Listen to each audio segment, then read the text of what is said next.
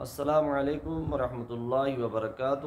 سامعین و ناظرین، اس ویڈیو میں آپ کو انشراح نام سے متعلق بتاؤں گا کہ انشراح نام رکھنا کیسا ہے اور اس نام کا معنی کیا ہے۔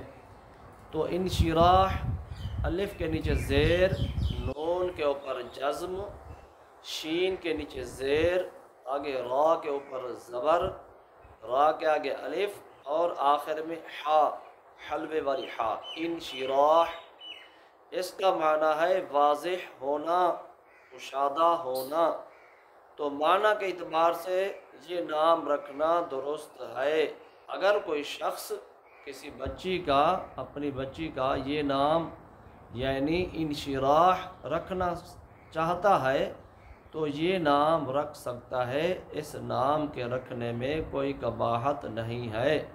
لیکن بہتر یہ ہے کہ لڑکیوں کے نام صحابیات رضی اللہ تعالی عنہن کے نام پر رکھے جائیں تاکہ ان کے ناموں کی برکات حاصل ہوں۔